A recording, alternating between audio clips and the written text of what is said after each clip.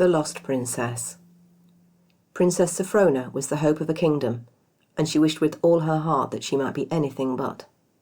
She was born late in her parents' marriage, after the queen had suffered numerous miscarriages and stillbirths, and the arrival of a healthy heir was a cause for rejoicing across the country. Princess Sophrona was a hale, contented baby, and she grew into a strong, bright and happy child. She was perfect, except for one failing. Sophrona loved the land, and she liked its people well enough, but she had no taste for politics, a significant drawback for a girl expected one day to rule. Sophrona was kind-hearted. She wanted to give to all according to their need, or at the very least according to what they deserved. The idea that she'd spend her life weaving a gigantic web across the nation, casting nets of obligation, and balancing what she needed with what she must offer in order to get it, exhausted her. That sort of intriguing was much more to the taste of her best friend, Senna. A distant cousin to the royal family, Senna's place at court was a matter of politics itself.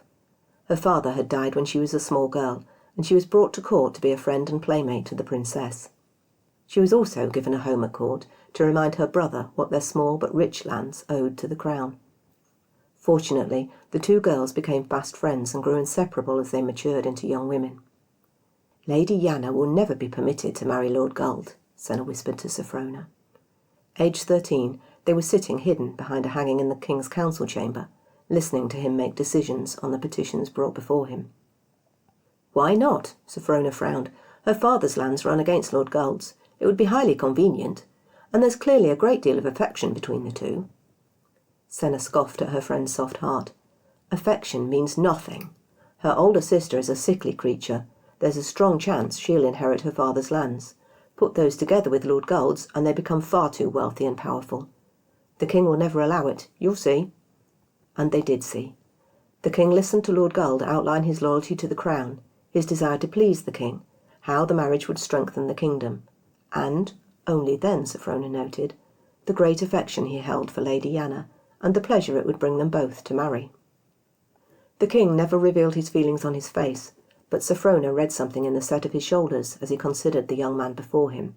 Her soft heart clenched with dread. "You're young," the king said, and Sophrona watched Lord Guld blink and steady himself, as though from a blow. He understood the rejection before it was spoken. "I don't believe an alliance with Lady Yana would be best for you, and I have other plans for the lady." He tapped his throne arm, a sign that he was thinking. Sophrona wondered whether he was thinking the matter through, or simply wished to give that impression before announcing a decision long made. "A match with Lady Geraldine would be ideal for you. When we hunt this afternoon, ride beside Lady Geraldine and see if you don't like her well enough." "Of course, and thank you for thinking of me, Your Majesty." Lord Guld bowed and made his way out of the chamber. "Didn't I say?" Senna hissed triumphantly. Sophrona nodded, but her heart was aching. She'd noted the slump of Lord Guld's shoulders as he left. "Everything must be calculated, plotted. I hate it." "But that's exactly the way things should be," Senna protested. "Your father is the king. He has the entire kingdom to think of. He can't be swayed by such paltry considerations as love." "Love isn't paltry." "No, which is precisely why nobles can't be allowed to marry where they please.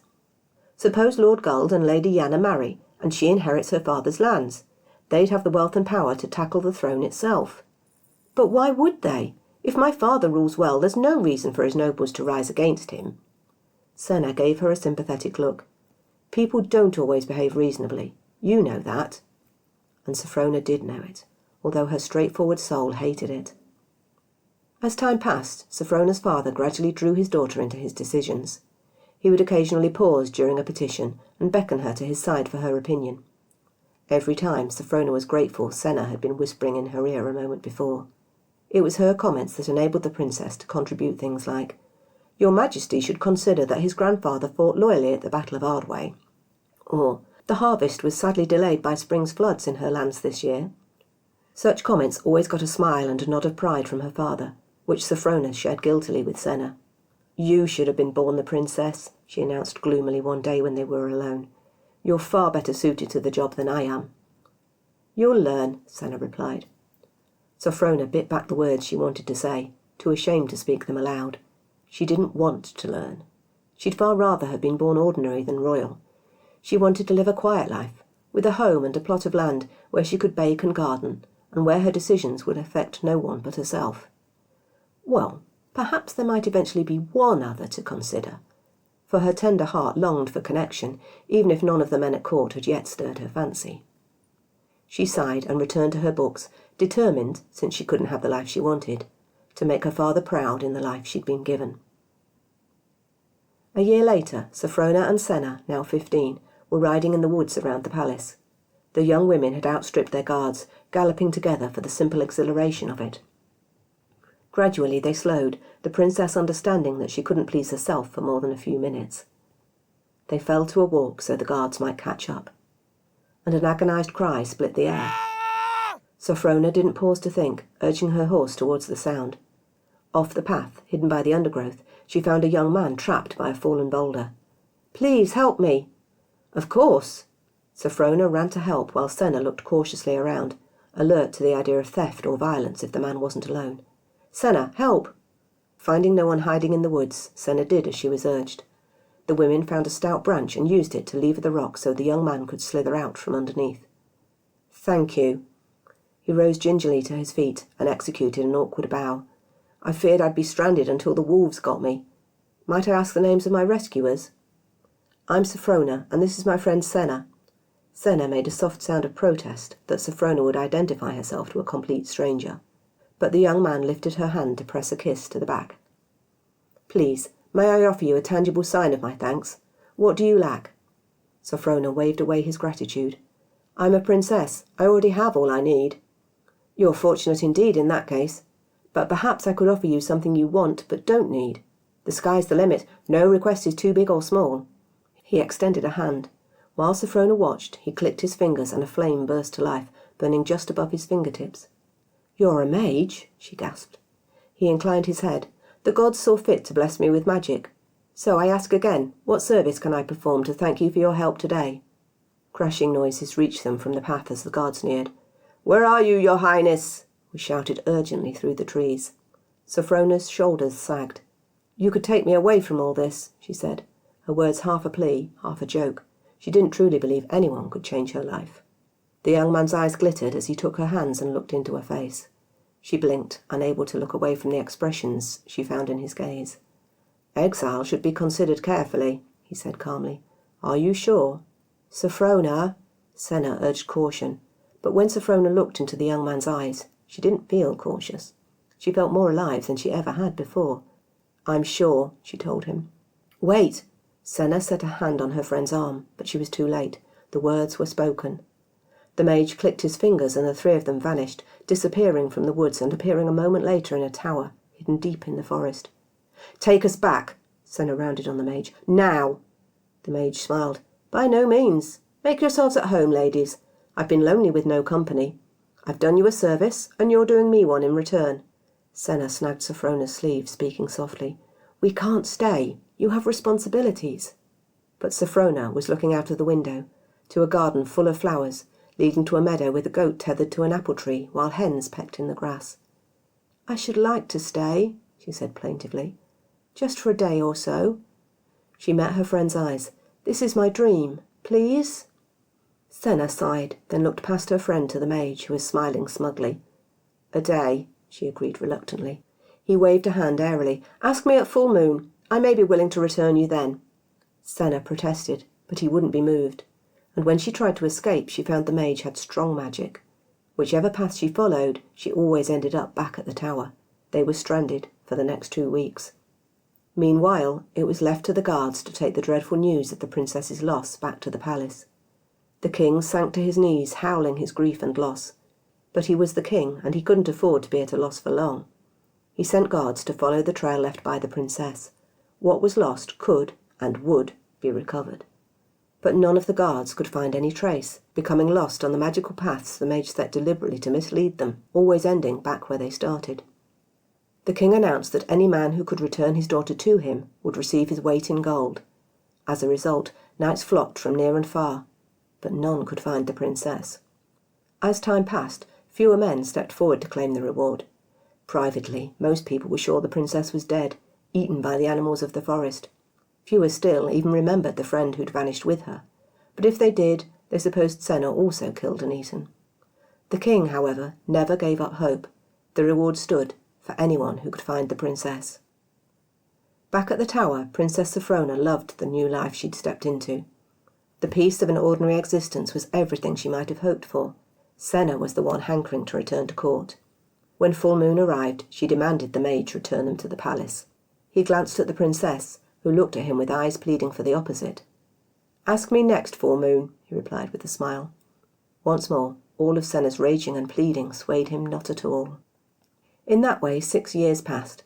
Sophrona found pleasure in her new life, and in the sorcerer who'd made it possible. As was perhaps inevitable, the two fell in love. Senna, on the other hand, missed court life, and she found little pleasure in being an extra to the happy couple. When Sophrona reached her 21st birthday, Senna sat down and had a long talk with her friend about responsibilities. With great sadness, Sophrona agreed matters couldn't continue as they were. The king was growing old, and the kingdom needed an heir. Once the two were in agreement, they spoke to the mage, who agreed to provide a way for the heir to return. He dimmed his magic so the tower might be found, surrounded by thick thorn hedges, for he couldn't make matters too easy. And then the three of them waited, hoping that the princess's birthday would prompt another attempt at rescue.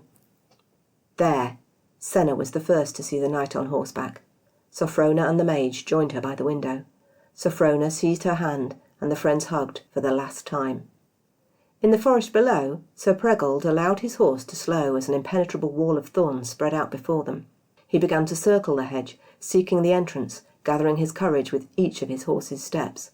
There, the entrance lay ahead, a slim gap in the thorny hedge. With a deep breath, he left the horse and stepped between the bushes, determined to succeed where so many had failed, to reach the tower in the middle where the princess was surely being held against her will. He hadn't gone far when the sound of rapid footsteps reached him. Someone was coming towards him. Or something. The hand that had been trailing the hedge to guide him closed around the hilt of his sword, and then a figure rounded the corner and his jaw dropped. Fleeing towards him, eyes wide, was a young woman about the same age as himself, of clearly regal bearing. "Help me!" Her pace picked up when she saw him, her tone desperate. "Your Highness?" "Yes, be quick. I've escaped him, but he'll surely come after me." She grabbed Preggold's arm, and his sword was forgotten.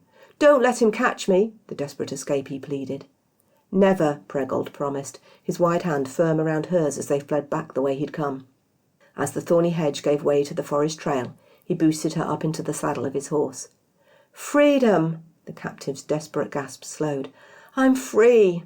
As though reacting to her loss, the thorn bushes put on another spurt of growth, obscuring the entrance, filling in the gaps in the path, sealing the tower for all time. Preggold bowed deeply. "Allow me to escort you back to the palace, Your Highness." Thank you so much. I should prepare you, Princess. Your father isn't a well man." The escaped woman cleared her throat. "It's been so long. I can't wait to see him again. I fear he'll scarcely remember me." "Oh, he hasn't forgotten you. Never that." Preggold swung up behind her and nudged his horse back towards the city. When they first stepped into the streets of the capital, they were met with silence of amazement, but by the time they reached the palace, the news had fled ahead. The palace staff flooded out of the building, cheering to see their long-lost princess return to them. Sophrona's mother ran down the steps and embraced her lost daughter with many tears. Together they returned to the palace, and the royal family was united for the first time in 6 years. The king died that night, and Queen Sophrona ascended to the throne. Brave Sir Preggold, who rescued her, was given his promised wealth and a place on the council. Some might have expected the two to marry, but the new queen knew such a union wasn't a wise move politically. Instead, she married the youngest prince of a neighbouring kingdom to ensure peace between the two nations. The prince enjoyed hunting and hawking and was happy to leave his wife to the business of rulership. She lived long and ruled wisely and was much beloved by her people. She had one eccentricity which the servants occasionally remarked upon. Every week a crow carried a letter to her window. The queen scribbled a reply and sent the crow on its way. The letters were signed, "Your friend in the woods." Senna smiled secretly every time she received one, remembering her childhood friend, and how they'd worked together to each get exactly what they wanted from life.